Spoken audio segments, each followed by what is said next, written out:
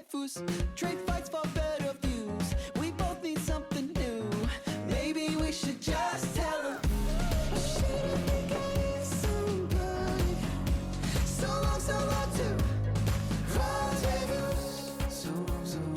Hello, hive-minded readers, and welcome to the Books and the Bees podcast. Just like bees play a crucial role in pollinating flowers and sustaining life, books pollinate minds and nurture the soul. We see the connection between the two, the delicate dance of ideas and stories that enrich our lives. I'm Cody. I'm Hailey. Welcome to our podcast. Welcome. Hello, episode 60. I know, Wow, 60. welcome to the 60s. Wow. I feel like we should be playing some like groovy music, some like Should, yeah. you know, wearing some like mod dresses and I don't know what else are the 60s known for, dropping some acid maybe. I don't know. I don't condone drug use unless it's safe, you know. Yeah. Safe drug use, Yeah. consensual drug use, recreational, whatever floats your boat, I guess.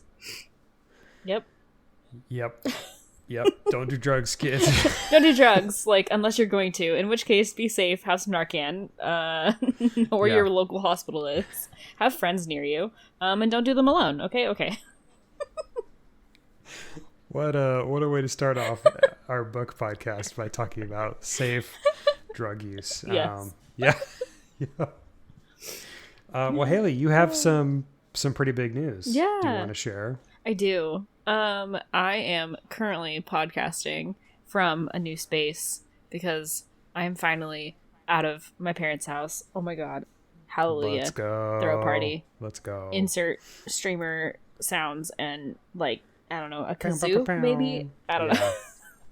They said it wouldn't happen, and it finally did. It finally happened. Yeah. Not, like, the most thrilled about, you know, the circumstances in which we had to move. But, you know, it had to be done, and I'm so excited to have our own space again, and just the freedom of it all. And also, I don't have to be like, yeah, I'm almost 30. Not that there's anything wrong with this. P.S. by the way. But I have to be like, oh, where do you live? And I'm not like, oh, I live with my parents as an almost 30-year-old. Yeah. Teehee. That's fair. Yeah. Yeah. It's good to be out on your own. Mm-hmm. And yeah, it is obviously not the circumstances aren't what you probably imagined, but you know, living out on your own, vibing, having your own space is perfect. So yeah. Exciting stuff. We have a kitchen again. Listen. Mm-hmm. You don't realize, like, and we've had roommates before, like, don't get me wrong, like, you know, we did the whole college thing, but we lived on our own for a very long time, like, pretty much since I was out of the house at 17, because I hadn't turned 18 yet. But we lived on our own until literally the last May, when we moved back in with my parents.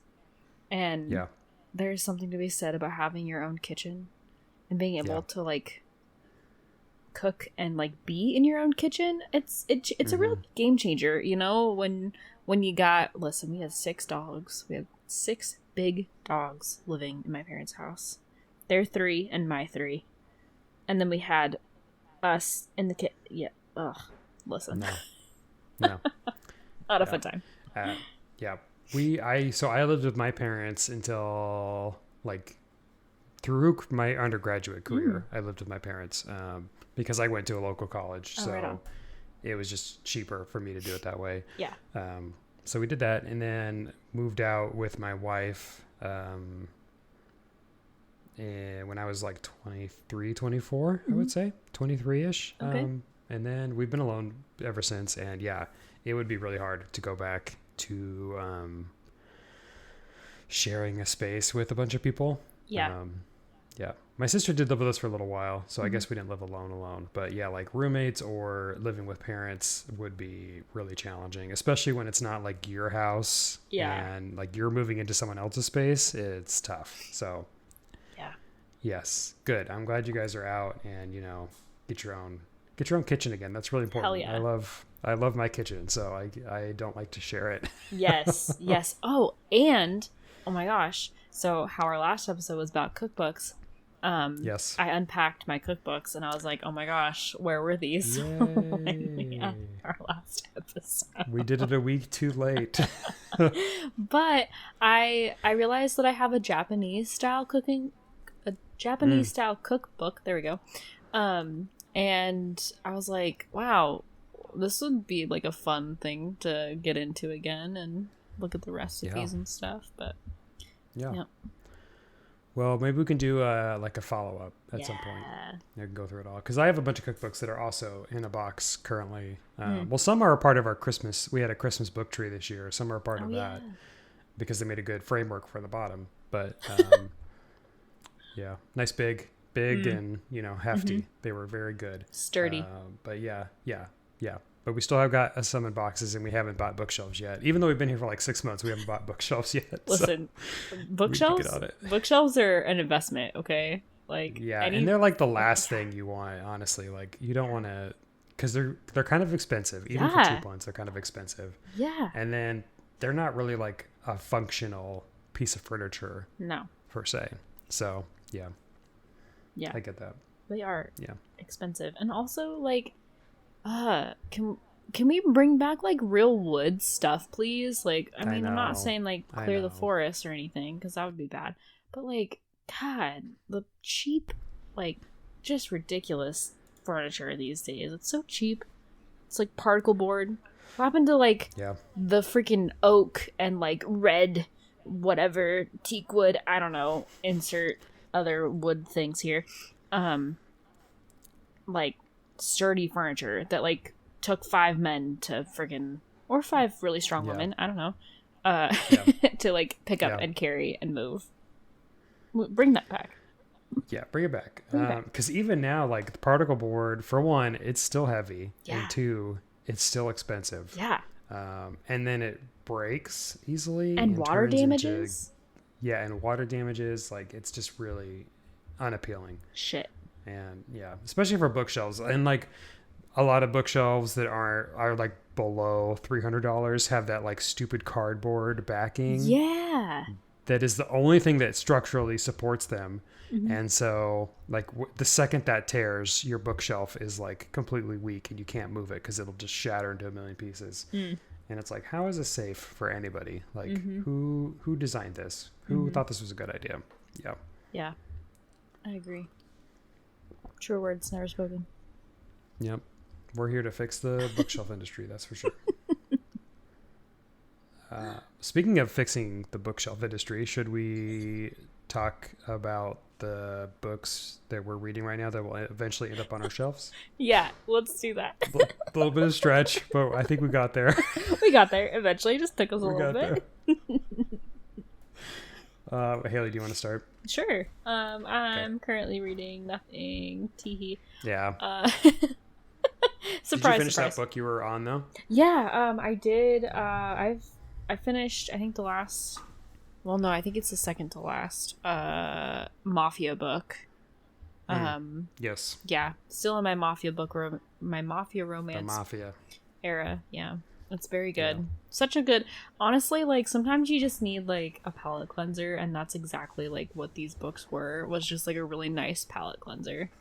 So yeah, that's good. I think that's great. I'm also kind of in a book slumpish, I'll say. So I'll talk about what I'm reading in a second, I guess. But it's been a kind of an odd year for reading. I kind of got into it strong in January, and now during February and March, I've just been like off the rails a little bit. So, man, kind of like peters out. I feel like though, that's kind of the ebb and flow of everything.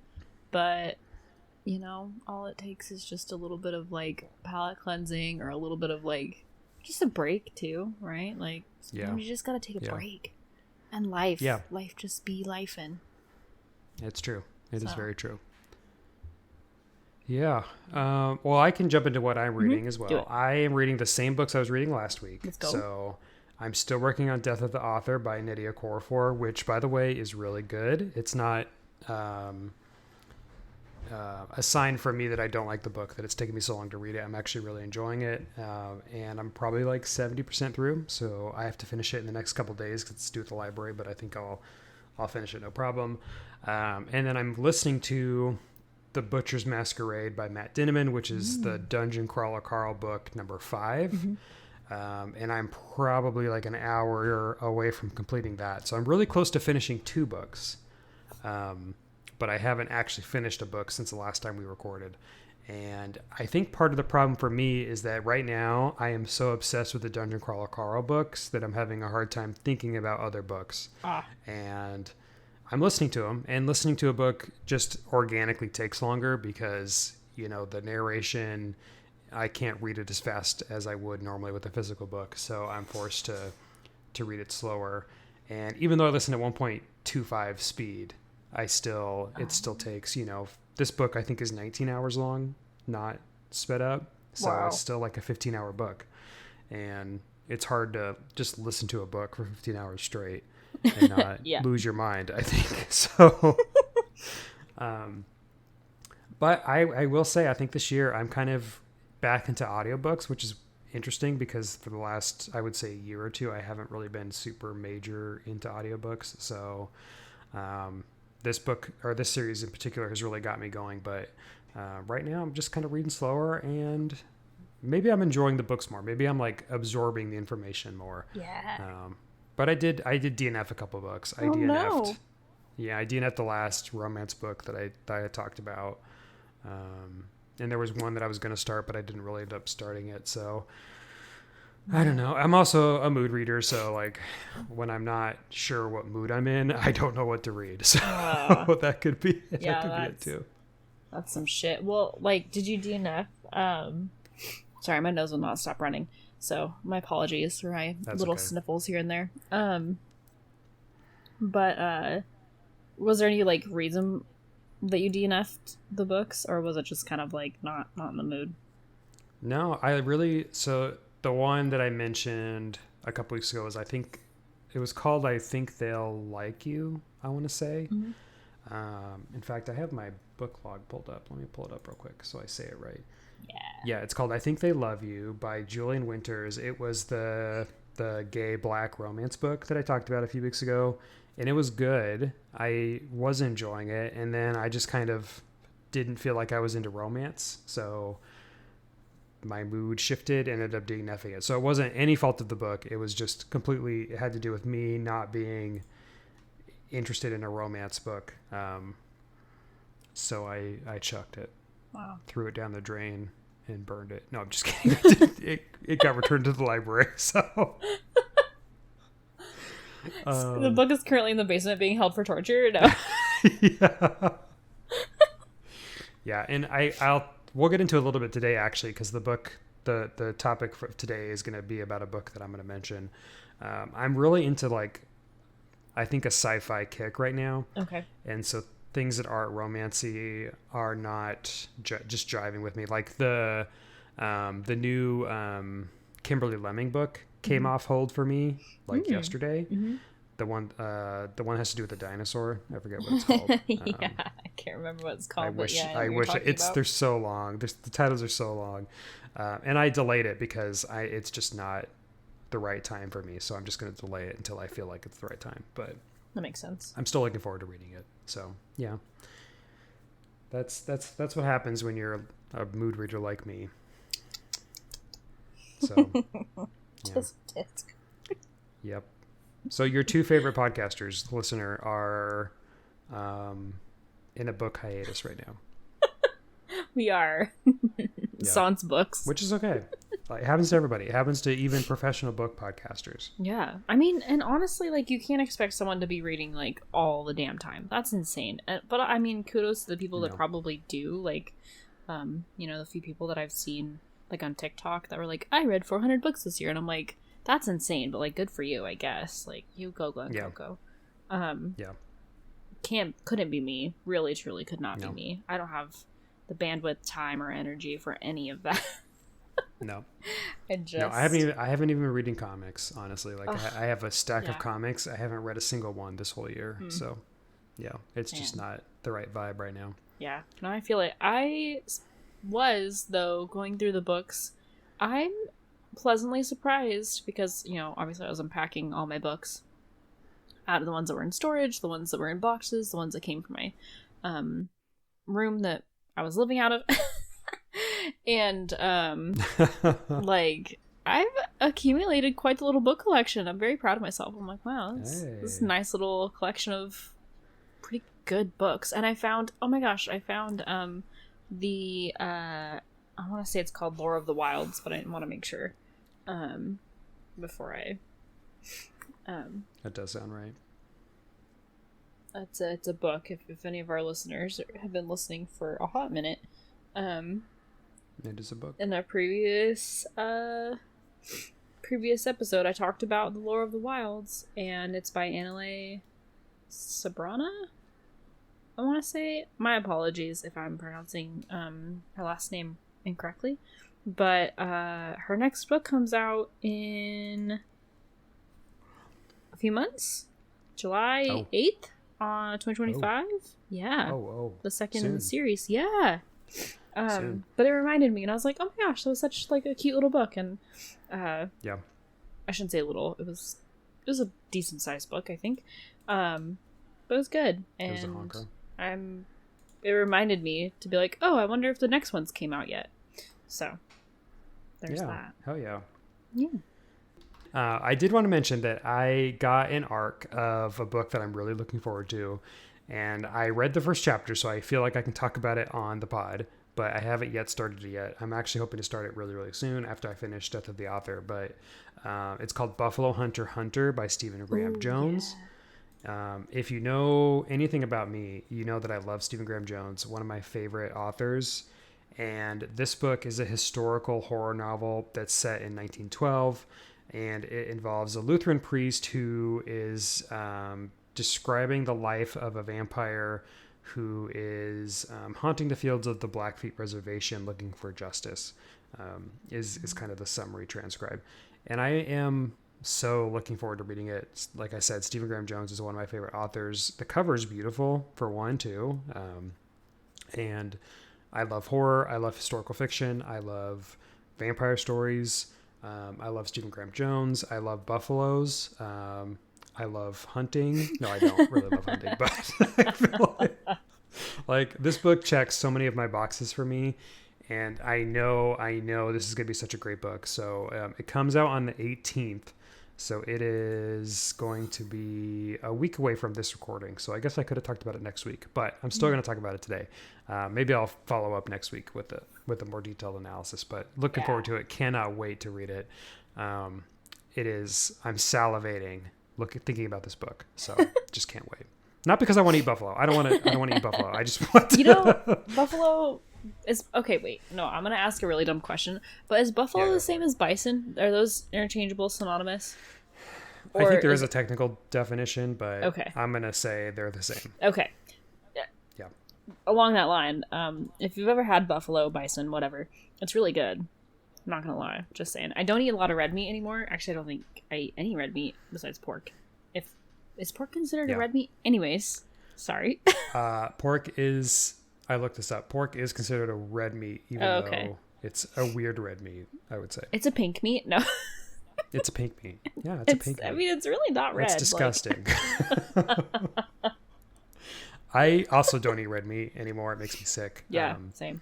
So I did have bison burgers a long time ago. You're right. I forgot about Bison's that. Delicious. So yeah, it was good. And it is more. I think bison is more sustainable for like the environment. So makes sense. If you do it responsibly, that's great. Yeah. In Red Dead Redemption 2, bison is amazing because you shoot one of those bad boys and you have meat for days, and then you get the oregano and the what else is it? I don't know. Whatever you spice the bison with. I don't remember. Thyme, yes, thyme and mint. You get good. So yeah. I just remember Red Dead. Sorry, also tangenty, but. In Red Dead, I would try to find those and the bears. Although the bears are scary. Yeah. Because the bears are scary. They'll just come at you and it's terrifying. They'll fuck you up. They will fuck you up. They will end your shit. You got to know what you're doing with the bear. Yeah. And the mountain lion. The mountain lions are just not fun. Like, They're not. They're really not. But it's not worth killing them, honestly. Right? No, that's what I'm saying. And like usually they'll like attack your horse and then they'll attack you. Yeah. Anyways, I would always bring them back to the butcher because they'd always give me the most money. That's That's Same. why Same. Like, unalived them. Yeah. Hailey and I love Red Dead Redemption 2. Such a good freaking game. It's such a good game. And yeah, I have single-handedly like shot down a whole bison colony just to fund my adventures in Red Dead. So, R.I.P. But it's in game. Yeah, it's in game. Yeah. So it's what we did in real life just 200 years ago. So I feel like, my ancestors just colonizing the shit out of America. Just having a time, I'm sure. Fucking assholes. No. So anyway, Buffalo Hunter Hunter is going to be a good book. And it's about vampires, which I feel like the hive mind likes. Hell yeah. And it's historical fiction. So, go check it out. Wow. Go check it out. Go buy it. All those boxes sound really good. Like those categories. There we go. That's what I was looking for. Yeah. Yep. Okay, should we jump into beekeeping? Yeah. Do we have any beekeeping? I don't really have any beekeeping. Okay. You moved. That's beekeeping. That's my beekeeping. Yeah. I moved. And my fridge is empty. But like I said to Cody earlier, I was like, my fridge is empty, but my heart's full. So perfect. Put that on a magnet and sell it. I think I should. Well. Oh my god, that's such a good idea. Yeah. Coined it. It would make a lot of money. Trademark. It would make a lot of money. Copyright, trademark. Don't take my idea. Yeah. I also don't have beekeeping. I guess my beekeeping was the Buffalo Hunter Hunter, which I'm excited about. Mm-hmm. I did buy on sale. I bought the new Grady Hendrix, which is Witchcraft for Wayward Girls, which I've talked about before. So I'm also going to start that book, which I'm excited about. And I got it for like $6 on Kobo. So kind of a steal, if you ask me. So, yeah. Got a lot of books to read. Not a lot of time, but I got a lot of books to read. TBR ever. I'll probably TBR ever growing. Yeah, I'll probably TBH take a bath after this, so maybe I can finish my book. Oh my gosh! Speaking of baths, our shower tub combo thing is like not your like typical like go to Home Depot buy a shower tub combo. It's like a bathtub with like tile and then shower, and it's really nice. And the tub is kind of like an older like old school tub. Our house is definitely an older house. Nice. But it's like updated and renovated. No lath and plaster walls here. No. I say that because our house in Illinois was from like 1890 or some shit, and it definitely had like lath and plaster walls, definitely lead paint, for sure lead paint. But the owners got rid of what I assume was probably a clawfoot tub and replaced it with a standing shower and like a jacuzzi tub that I never used. But anyways, the tub here in this house, I'm very excited to use it because looks like a nice tub. Let's go. We'll love a tub. I won't read in it though. It's not happening. Yeah. Well, you're missing out. It's not happening. Won't do it. Won't risk the books. Maybe I'll risk a Kindle. Maybe I'll risk my Kindle. Yeah, it's worth it. I mean, when I was a kid, I might have said this before, but we had a clawfoot tub in my house growing up. So I was really spoiled, and we actually didn't have a shower because I don't know if you know, if the listeners know, but a clawfoot tub, in order to have the shower, it's like a free standing shower, and you have to have like a ring that goes around it. So it's really like OG and not super helpful in all honesty. So we didn't have a shower until I was like in high school probably. Wow. When we got like the stand-up shower like thing that went with the clawfoot. So I just took baths my whole life growing up, and that's why I'm such a bath person, because that's all I knew for years. Yeah. Cody lore. Now I like showers.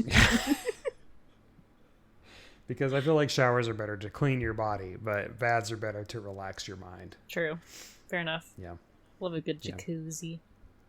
Yeah, me too. God, yeah. I would love a jacuzzi. I could really go for a jacuzzi. Me too. Nice hot tub. On a cold night. Oh. With a good book.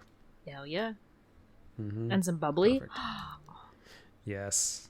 Except for I'm not drinking right now, so maybe some like seltzer water or something. Yeah, I'm also not drinking right now. So, yeah. a fizzy drink. A nice Dr. Pepper, maybe. A Dr. Peppy? We love a Dr. Peppy. Oh, God. What is this episode? I don't know. We are just loving. We're just going with it today. I love it. We're live, laugh, loving. We're live, laugh, loving. All right, so we have no beekeeping, except for the history of my bathing, and you moved. I think that's good. Oh my god. So the topic of today's episode is something that we're really excited about, and we are checking off really our first 2025 Books and Bees Reading Challenge. Oh yeah. Which maybe we should list what they are for the listeners in case they don't know. Okay. Yes. You want me just to run it off real quick? Yes, please. Okay. 1 is read a translated book. 2 is read a book at least 10 years old. 3 is read a short story. 4 is read either a book that's been on your TBR for over a year or the oldest book on your TBR. 5 is read a diverse romance book. 6 is read a book with an old school romance cover. 7 is read a book with a really cool edition, like a sprayed edge or something like that. 8 is to go on a blind date with the book.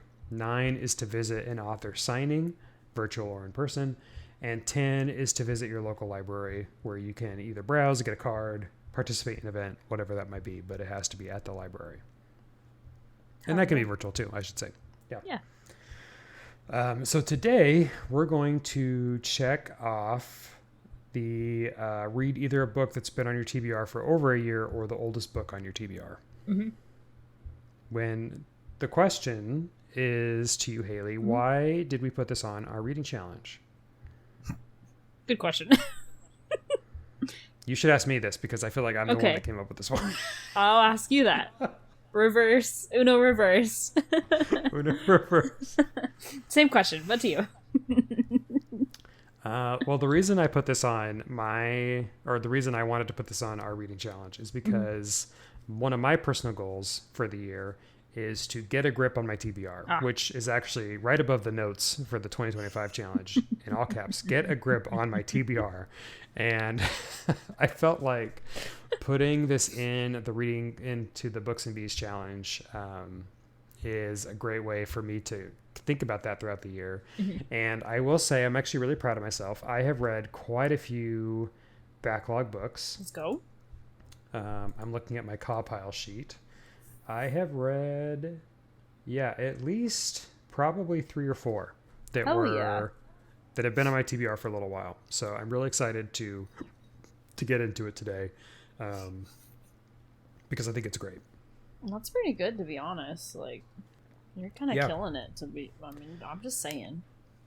Part of it is I'm really invested in the Leviathan Wake series, which I talked about book 2 earlier this year. I really want to read that. So those are going to come up. And then I read World War Z, which was a book that's been on my TBR basically since it came out. And I finally read that one this year. And then the one I'm going to talk about today, which I guess I can talk about right now, is called Everything for Everyone, An Oral History of the New York Commune, 2052 to 2072. This book was on my TBR for 2 years, and it's basically a collection of fictional stories revolving around riots that really started in New York City in 2052 after the American population got so tired of the way government was treating them and the way they were forced to be overworked and underpaid and, very cognizant of today's timeline.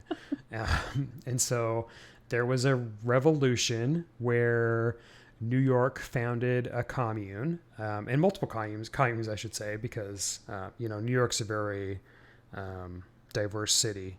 And so there were several communes that came up, and each story of this book is a different commune example. Not all of them are in New York. Some are in other parts of the United States, and maybe even in the world, if I remember right.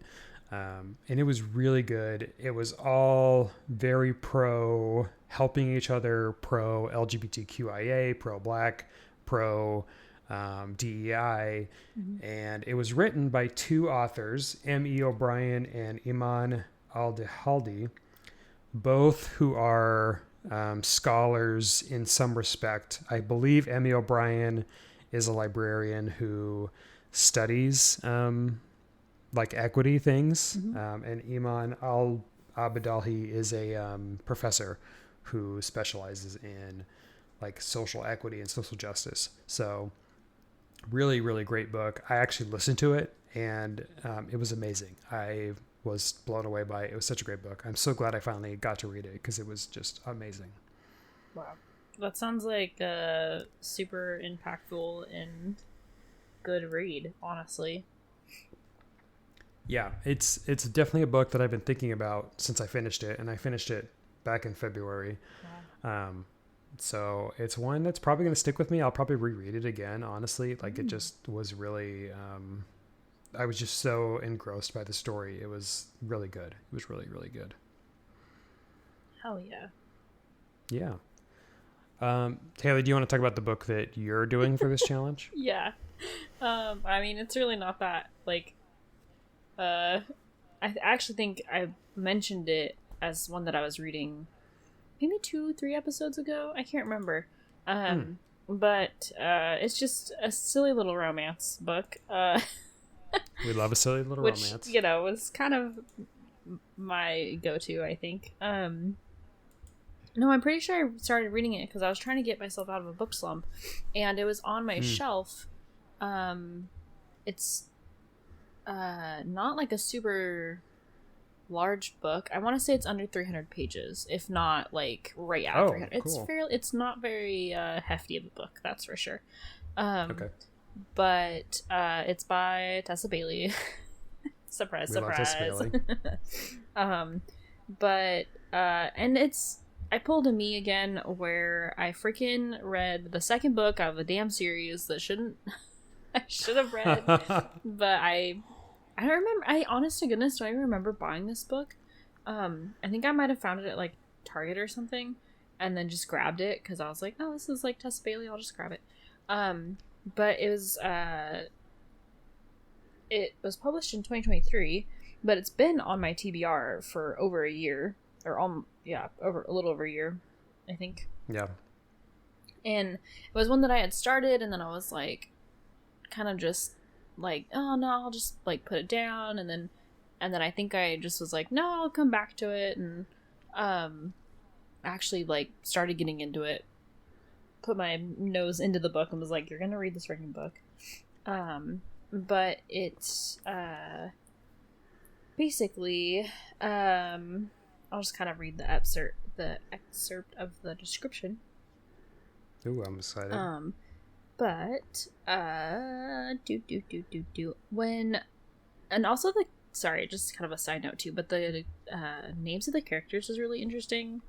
They're not like your average, well, at least the main character anyway. But it says, when Honey Parabro traded in her cowboy boots for stilettos and left her small Kentucky town to attend Columbia University, she never expected to find a dirt cheap apartment or 2 new best friends.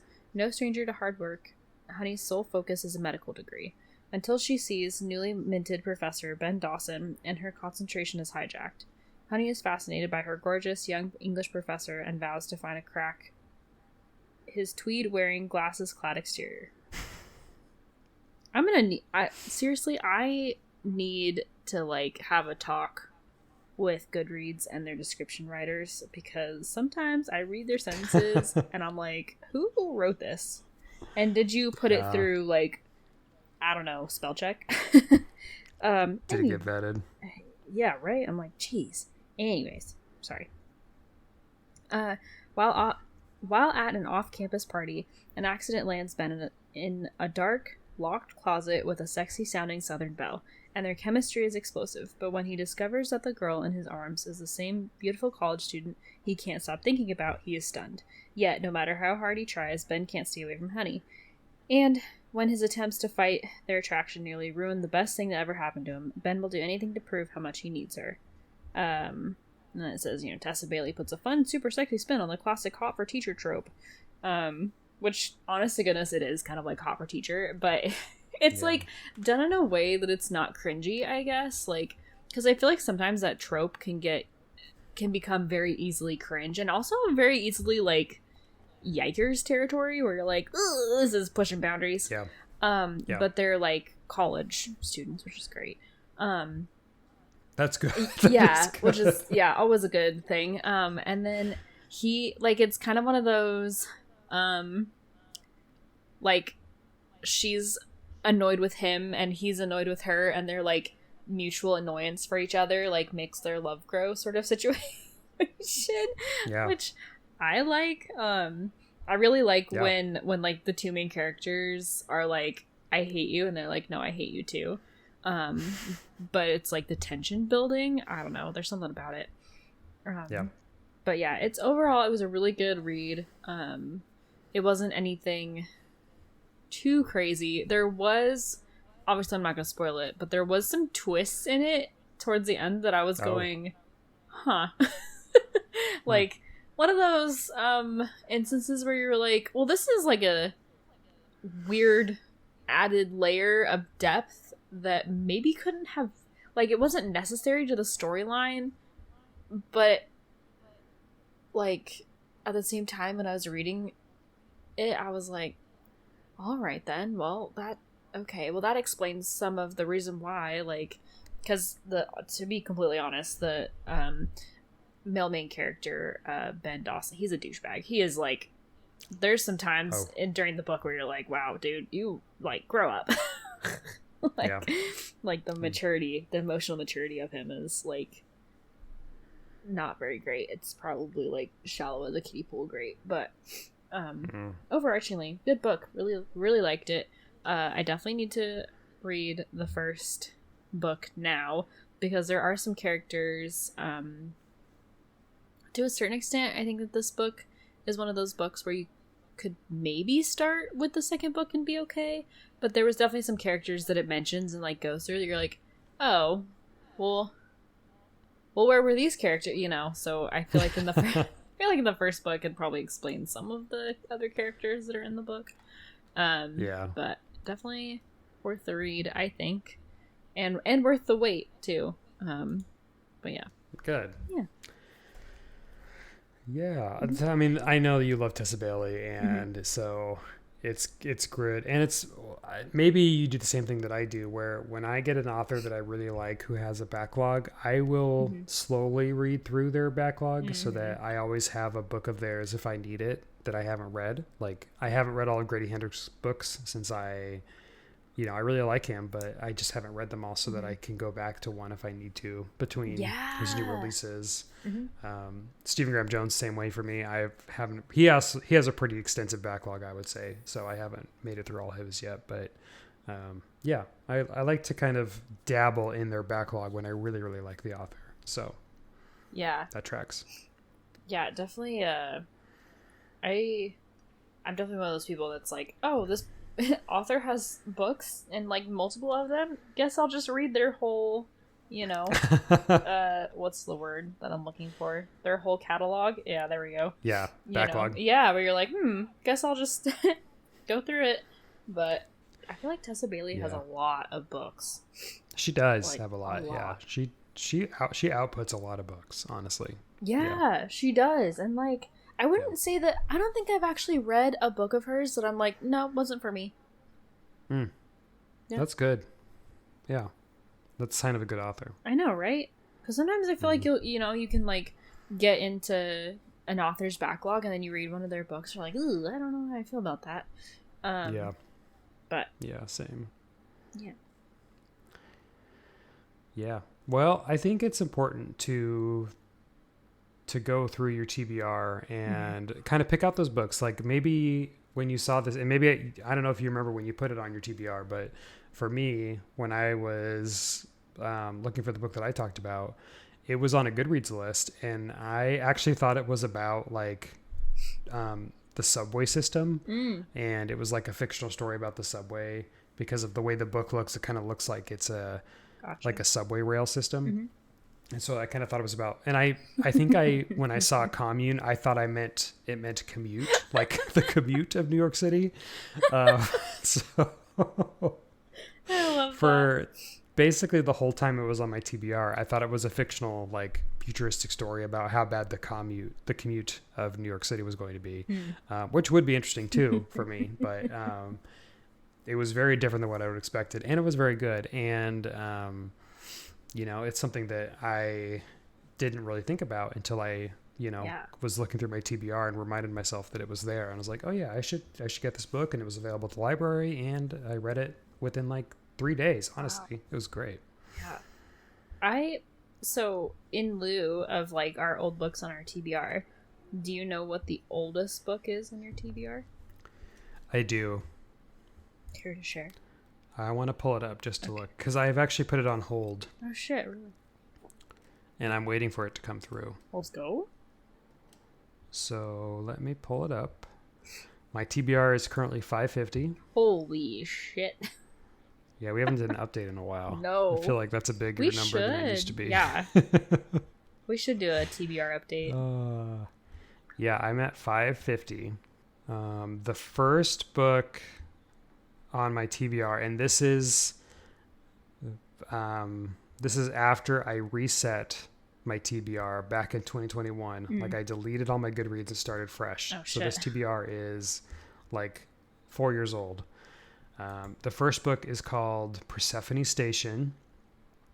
It's a Hugo Award nominated book, and it is about a backwater planet that has been largely ignored by the United Public of Worlds, becomes the focus for the Sbrana Orlov Corporation, as the planet has a few secrets the corporation tenaciously waits to exploit. I mean, this looks like a book that I would read any day of the week. Yeah, I was going to say, this sounds like a typical Cody book. This is definitely a Cody book.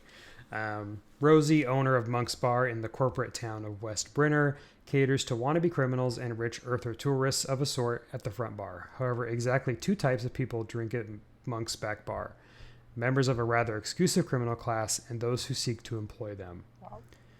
And then Angel, an ex-Marine and head of a semi-organized band of beneficent criminals, wayward assassins, and washed-up mercenaries with the penchant for doing the honorable thing, is asked to perform a job for Rosie. What this job reveals will affect Persephone and put Angel and her squad up against an army. Despite the odds, they are rearing for a fight with the Sbrana Orlov Corporation. For Angel, she knows that once honor is lost, there's no regaining it. That doesn't mean she can't damned well try. Wow. That sounds like such a good book. I definitely am going to I'm definitely excited to read this. Yeah. And it did come up. It came up to come off hold a couple weeks ago, but I put it off because I was still trying to read through all the books that I had. So I delayed the hold, but I'm really, really excited to read this. That's fair. That sounds really freaking good. What the heck? Yeah. Yeah, I can't wait. It sounds like it'd be a really good movie. Yeah, it does. It does sound like it'd be good. It's very like sci-fi mystery thriller almost. Yeah. You know what's so funny is I'm not the biggest anymore at least, like sci-fi type books, but I love a good sci-fi movie. Yeah, me too. Yeah. Sci-fi is just a fun category in general, I feel like, because there's so much people can do with it. Yeah. Yeah. For sure. Which reminds me, I didn't say this at the beginning of the episode, but Goodreads just reminded me, Happy International Women's Day, Hailey. Oh, yeah. Thank you. And Happy International Women's Day to all the women that are out there. Yeah. I wanted to say that at the top because we talked about it earlier, but I completely forgot by the time we hit the record button. So, Happy International History Day, Happy Women's History Day, Happy Women's History Month. Yeah. March is Women's History Month, too. So, March. Yeah. Let's go. Shout out to all the women. Go March. Yeah. And happy spring. Yeah. Yeah. Oh my gosh. And daylight savings is tomorrow for the people. And daylight savings is tomorrow. For the people that are living in the U.S. and abide by those rules. Yeah. We will be in the midst of daylight savings when this episode comes out. So. Oh God, daylight savings. Ugh. Yeah. Just what we need. One hour later. Or 1 hour lost. No. Stupid. I honestly forgot all about it, and now I'm really irritated. Happy International Women's Month! Yeah, they're taking an hour from the women. Yeah, what the hell? How dare they? How dare they? That makes me mad, actually. How could they? Who do they think they are? Hailey, do you want to update us on your TBR? Yeah, sure. Well, I'm actually currently moving my TBR. Did I tell? I don't know if I said. I feel like I did, but I downloaded Storygraph, onto instead of Goodreads, and so I've been putting slowly, been putting my TBR onto Storygraph from my Goodreads. But I will say my oldest. Now, mind you, I haven't been using Goodreads for very long, and I haven't been like back into the reading sphere for very long either. But the first book on my TBR is called Queen of Roses, which is Blood of the Fae, Book 1, by Briar Boleyn, or Boleyn, or whatever. And that was in 2023, December of 2023. It was the very first book that I put on my TBR. Wow, that's like wild. Mm-hmm. Yeah, and it's I think it was in my peak like Fae reading era, like, you know, because I had read like Agatar and I read Throne of Glass, and then I was reading what else was I reading? I was reading some other Fae stuff, and I can't remember off the top of my head now, but I would know that I was Sarah J. Mass Effect. Yeah, literally. Oh my gosh, the Mass Effect. Okay. I was just thinking that. I was literally just thinking that. I did not plan that when I said it. It's so funny. Yeah. But this book, actually, I think I have this book IRL, maybe I don't remember it. But the cover looks familiar. But it's about a doomed love, a dangerous mission, and a kingdom on the brink of war, a cast-off princess born into a life of duty and sacrifice, Morgan Pendragons. Okay. Oh. That's a name. That is a That's name. A choice. Destiny has never been her own. Rumored to carry the tainted blood of the Fae in her veins, her birthright is stolen from her when she is a mere child. Growing up in the shadow of her brother, the king, she has been promised to the goddesses when she comes of age. So when her brother commands that she seek out a Fae weapon of legendary power, Morgan seizes the chance to break free from the chains of her fate. A dangerous temptation as she travels, Morgan finds herself drawn into a strange group of outcasts, led by a dark, enigmatic warrior whose sharp wit and fierce beauty set her heart ablaze. But while Morgan struggles to reconcile her desires with her duty, she and her new comrades... Sorry.